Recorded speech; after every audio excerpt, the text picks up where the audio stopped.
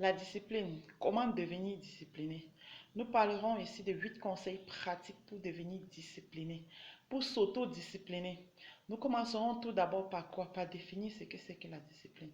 Donc, la discipline est l'ensemble des règles de conduite qui régissent une société, un groupe d'individus en vue de sa bonne gestion. Donc, il n'y a pas de société sans discipline. Il n'y a pas de groupe sans discipline. Même dans votre famille constitue un groupe. Il faudrait une discipline, un règlement qui permet de discipliner les autres, qui permet à tout le monde de se surpasser et de vivre selon les lois du milieu. Vous voyez un peu? Bon, nous appesantirons ici un peu plus sur la discipline personnelle parce que nous parlons ici de comment devenir discipliné. J'espère que vous comprenez. Donc, l'autodiscipline, en fait, l'autodiscipline est une branche de la discipline. Et vous savez, vous sachez un peu, pour tout vous dire, pour vivre dans cette vie, il faut être discipliné. Vous deviez savoir les bienfaits de la discipline. La discipline a des faits vraiment remarquables. Vous devez d'abord savoir que la discipline vous aide à concentrer votre esprit, votre énergie en vue de réaliser ce dont vous en avez. Si vous voulez réaliser un objectif et que vous n'êtes pas discipliné, sera impossible. Il faudrait que vous vous autodisciplinez, vous vous imposez à vous-même des règles à suivre en fait. Quand vous vous imposez des règles à suivre, cela vous permet de réaliser facilement votre objectif, de réaliser ce que vous voulez faire facilement. Vous ne pouvez pas écrire des choses dans des bruits ou faire des choses dans du désordre. Il faut être discipliné. Et il y a un temps de travail. Imposez-vous un règlement que vous allez suivre à la règle. Moi, c'est Huguette. Bonjour, bonjour, bonjour. Moi, c'est Huguette, votre entrepreneur, votre motivatrice personnelle, qui vous donne des conseils en développement personnel, en motivation personnelle, en entrepreneuriat, en business en tout cas. Je vous donne des conseils liés au business en fait, afin que vous puissiez vous développer personnellement parce que pour faire un business, il faudrait que vous-même, vous soyez prêt à assumer un business. Vous savez que le business, c'est pas l'aventure, c'est quelque chose qu'on mûrit et puis on se lance. Et lorsque vous vous lancez, c'est pour avoir des gains, c'est pour progresser. C'est pourquoi je cesse de mettre l'accent sur les attitudes, sur la discipline, comment vous deviez vous comporter afin que tout puisse marcher. Donc aujourd'hui, nous parlerons de 8 conseils pratiques dans le cadre de la discipline. Vous devez savoir, l'autodiscipline est la manifestation extérieure de votre corps intérieur. Grâce à elle, elle vous permet de faire des choix et d'accepter de vous diriger. C'est très important. Le premier objectif ou le premier conseil que je vous donne, c'est quoi? C'est en fait faire des objectifs SMART. SMART. Vous allez vous demander SMART, c'est quoi? Le premier conseil que je vous donne pour être discipliné, il faudrait que vous ayez des objectifs SMART. SMART comme spécifique, M comme mesurable, A comme atteignable, R comme réalisable et T comme temporel. Donc SMART, on appelle ça les objectifs SMART. Lorsque vous avez ces objectifs SMART, cela vous permet de suivre un ensemble de règles, de suivre des étapes, de vous projeter de manière mesurable, donc de manière sûre et atteignable, parce que rien ne sert à faire d'objectifs que vous saviez que vous ne pouvez pas atteindre. Vous ne pouvez pas vous décider que je vais acheter un avion, sachez que vous n'en avez pas de l'argent. Ou vous gagnez un salaire peut-être 200 000, vous dites que je vais acheter un avion. Vous allez acheter l'avion là avec quoi? Vous voyez? Faites des objectifs SMART, spécifiques, mesurables, atteignables, réalisables et surtout temporels. Il faudrait que vos objectifs, vous dites que je le fais sur 2 mois, je le fais sur un an, je le fais sur 9 mois, je le fais sur 5 ans. Chacun doit avoir des objectifs atteignables. C'est très important. Donc, c'est le premier conseil que je peux vous donner. Un deuxième conseil, c'est que orientez vos objectifs en fonction de ce que vous voulez réaliser. Vos objectifs doivent être orientés. On ne fait pas des objectifs pour les faire aussi, hein, en fonction de ce que vous voulez réaliser. Vous vous dites par exemple que dans 8 mois, il faudrait que je m'achète peut-être une voiture. Vous faites des objectifs par rapport à cet achat. Vous pouvez dire après 2 mois, peut-être la voiture coûte 2 millions. Après 2 mois, il faudrait que j'ai économisé 200 000. Après 2 autres mois, en fonction de vos revenus, hein, ça ce n'est qu'un exemple que je prends. Donc faites des objectifs orienté vers ce que vous voulez réaliser. Vous ne pouvez pas vouloir construire une maison, vous êtes en train de faire des objectifs, comment acheter une voiture, comment acheter les chaussures, comment offrir une belle vie à maman. Non, non, non, non, non, non. Faites des objectifs en fonction de ce que vous voulez réaliser. Donc vos objectifs, forcément, se doivent d'être orientés. Et vous devez savoir, il faut faire un examen de confiance, de conscience, afin de vous connaître vous-même, vos freins et vos motivations. Parce que lorsque vous voulez réaliser quelque chose, connaissez vous-même. Ne trompez pas les gens. Ne vous dites pas seulement avec la bouche que je vais faire ci, je vais faire ça, alors qu'intérieurement, vous le saviez très bien que vous ne pouvez pas faire. Que cela est au-dessus de vos forces. Vous voyez? Donc, connaissez vos freins. Qu'est-ce qui peut me freiner? Qu'est-ce qui peut m'empêcher de le faire? Quelles sont mes motivations? Vous devez le savoir. Et restez toujours focus sur vos objectifs et surtout motivé. Motivez-vous davantage. Essayez de relever vos freins et surtout de galvaniser vos motivations afin d'atteindre ces objectifs. C'est très important. Lorsque vous ne faites pas ainsi, il serait difficile pour vous d'être discipliné. La discipline, c'est quoi? C'est de se faire violence. Hein? C'est de se faire violence et dire que peut-être à partir de 9h à 12h, j'étudie. Acceptez qu'à l'heure là, vous éteignez votre téléphone, vous étudiez. Vous faites de la recherche. C'est déjà se faire violence parce que vous dites que bon, à l'heure que j'éteins mon téléphone, je peux recevoir un appel, je peux recevoir si des messages, je peux accepter que vous allez perdre. On ne peut pas avoir tout dans la vie. Donc c'est une violence de soi.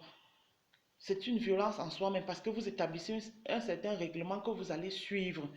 Des règles de conduite que je vais suivre ça. Je ne dois pas faillir. Je dois me battre à suivre ça si je veux atteindre mes objectifs. C'est très important. Et aussi l'objectif dont je voulais vous parler, c'est que engagez-vous dans la vie sportive. Pour moi, le sport, c'est la meilleure chose. Au fait, c'est la meilleure manière d'être discipliné pour moi. Parce que lorsque vous faites le sport et que vous vous dites que chaque matin j'ai 30 minutes de sport, jusqu'à vous parvenez à le réaliser, jusqu'à vous inculquer cela dans votre habitude, cela vous permet de vous réaliser facilement dans les autres domaines parce que vous parvenez déjà à vous adapter et à vous priver de certaines choses. Parce que c'est lever tôt le matin, peut-être 5 heures pour faire le sport, 30 minutes ou 5h30 pour faire jusqu'à 6 heures, c'est pas facile. Mais si vous parvenez déjà à le réaliser, il est très facile pour vous maintenant cela contribue en fait à votre discipline. Il sera facile pour vous de faire autre chose, d'apprendre facilement, de réaliser vos projets, de savoir quoi faire à tel moment et vous assurer. Faites un emploi de temps.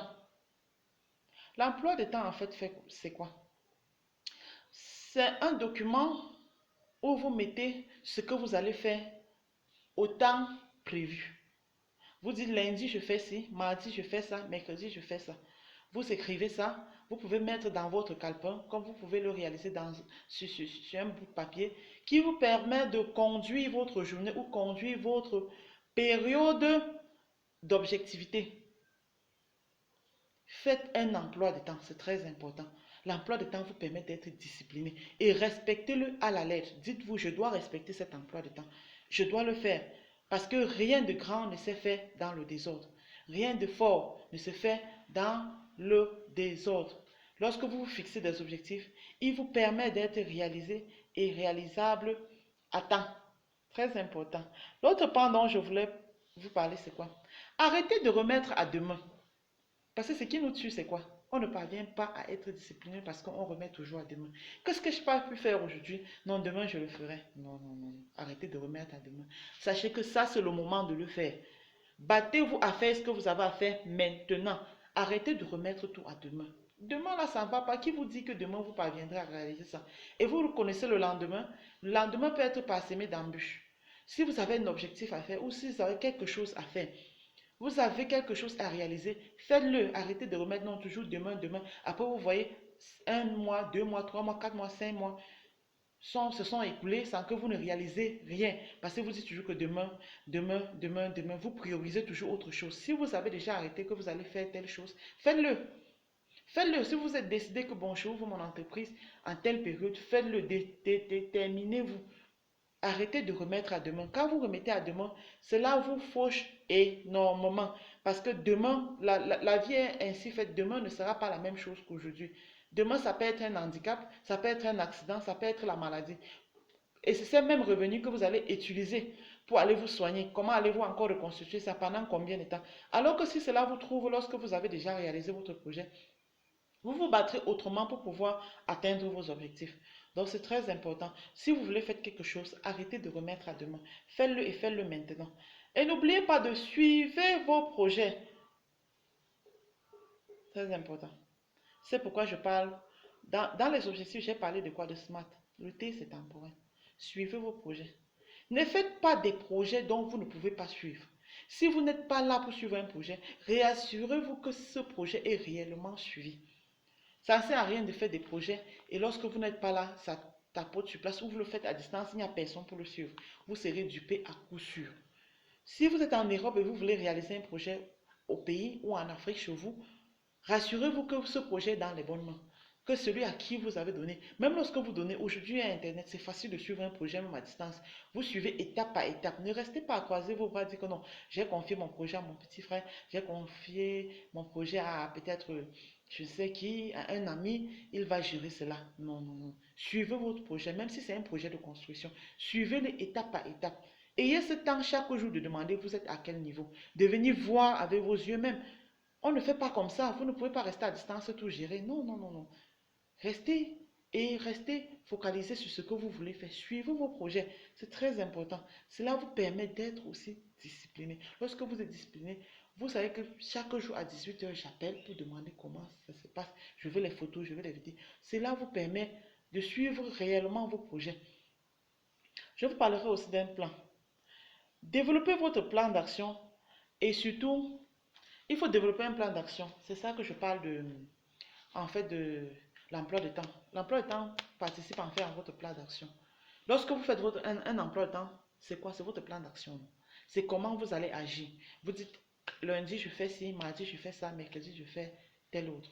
Et aussi pour être, ce qui participe aussi à la réussite et à la discipline aussi, suivez des modèles.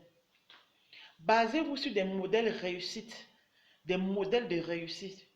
Vous voyez? Vous voyez telle personne, il a réussi. Vous voyez que c'est quelqu'un qui bosse franchement. Demandez-lui comment il a fait pour réussir. Il va vous dire comment il travaille parce que ce sont des gars qui bossent franchement. Les modèles là, ce sont modèles là, vous vous focalisez sur cela et cela vous permet de grandir. Parce que ce qui est sûr, c'est que s'il a réussi, c'est qu'il y a certaines choses dont il se prive. S'il a réussi, c'est qu'il a un ensemble de règles qui régissent sa conduite afin de ne pas éparpiller ses connaissances ou s'éparpiller ou s'évader à temps et à contre-temps.